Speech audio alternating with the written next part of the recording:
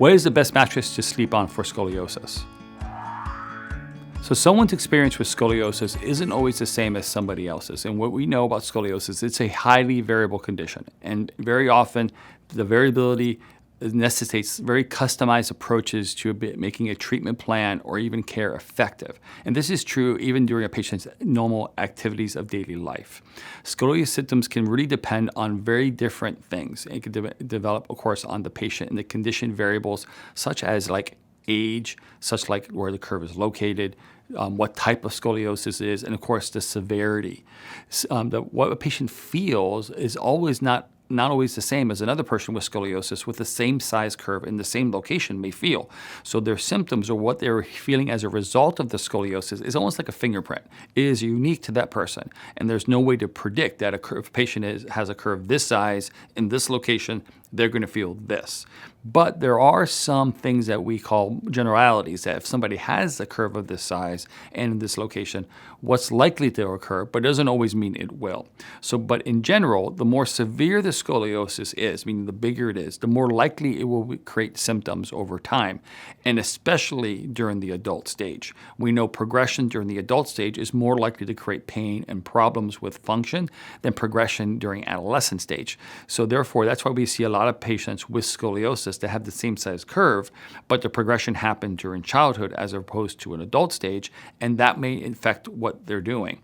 Now, sleep can be something that's affected because sleep can be affected by several different things. Of course, by the shape of the scoliosis, where the scoliosis is, but it also could be affected with other things like pain and other dysfunctions.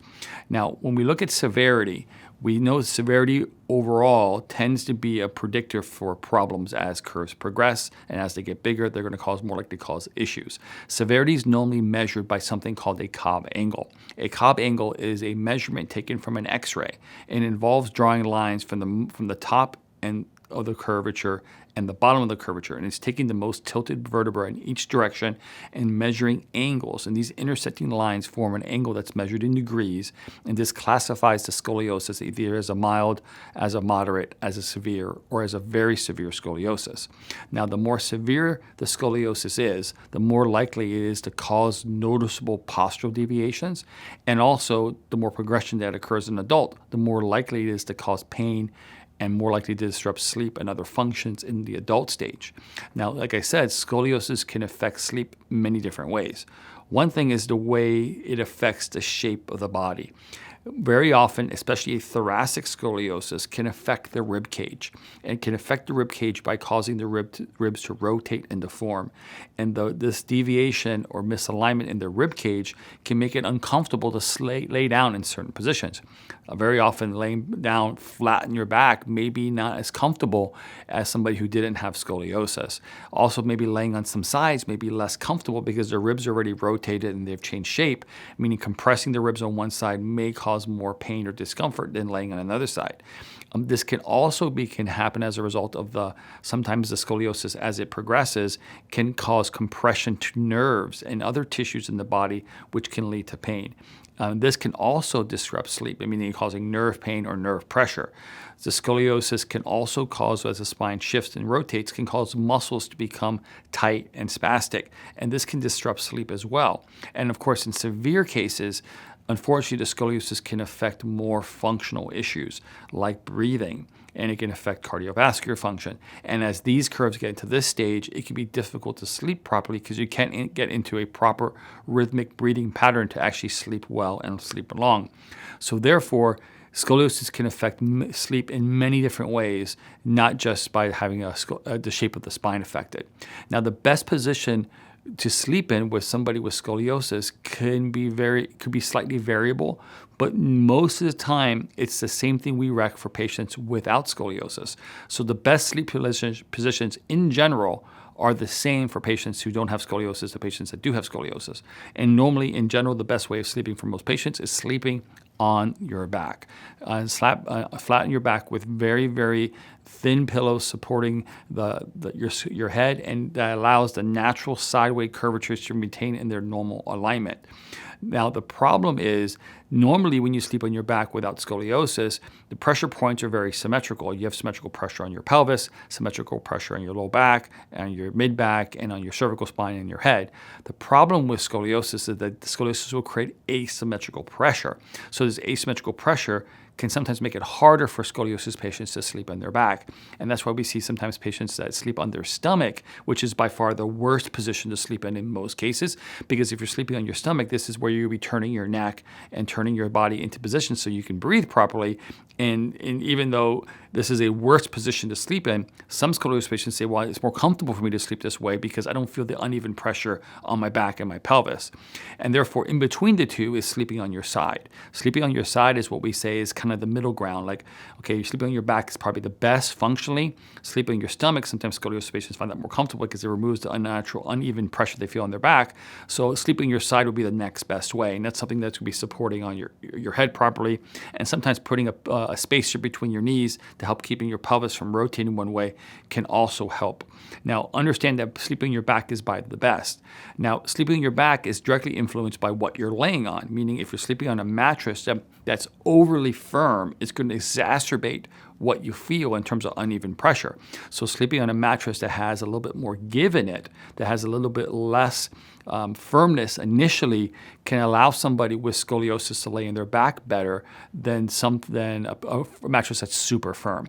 So a good mattress that can minimize pressure points, specifically in the ribs and in the hips, by allowing some give in that area, but still have enough firmness to support the spine properly. And this can be sometimes difficult to find because this is going to depend, of course, on the size of the person, how much the person weighs, how big their scoliosis is, because the more they weigh, the more firmness they're going to need versus the lighter they are. And of course, is there curve in the thoracic spine or the lumbar spine or the pelvis? So a lot of times, scoliosis patients will have to test lots of different mattresses in the position not only they normally sleep in, but I would say also recommend that you test it laying on your back, because on your back is by far the best position to sleep in.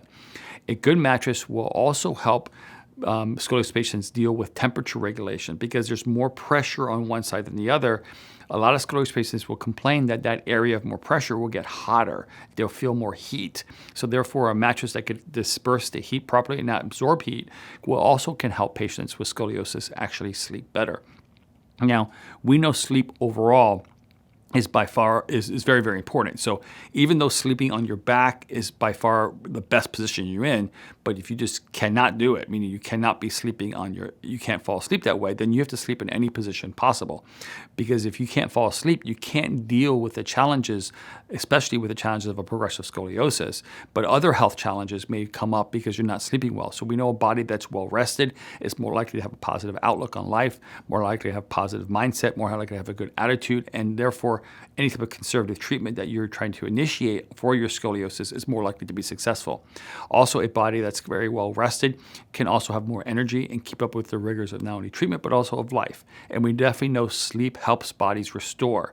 Now, sleeping helps cultivate an environment of internal healing, which we find very important for scoliosis.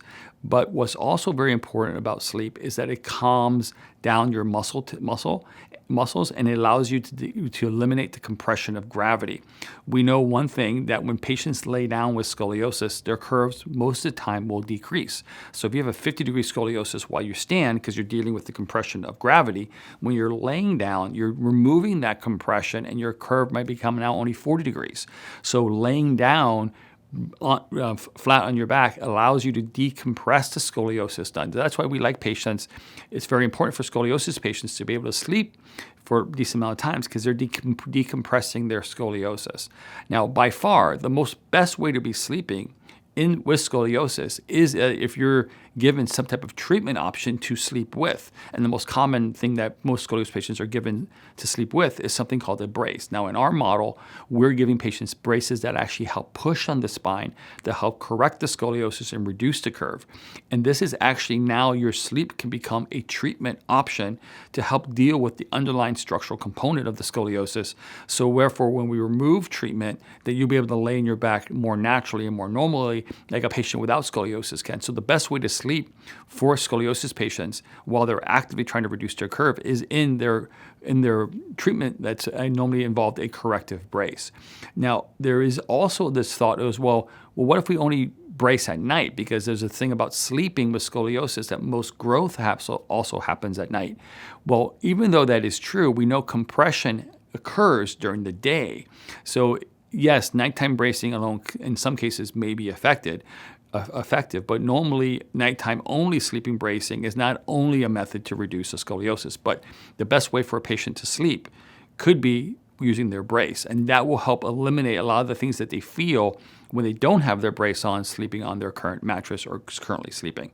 So therefore, treatment options that address the underlying structural problem really can not only help improve the symptoms that a patient has while they're trying to sleep, but really all the symptoms, meaning the postural deviation, the pain that could be affecting all these sleep-related issues in the scoliosis.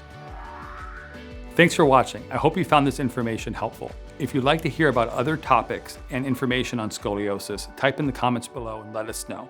And finally, subscribe and hit the bell icon to be notified of when we publish content. Thanks.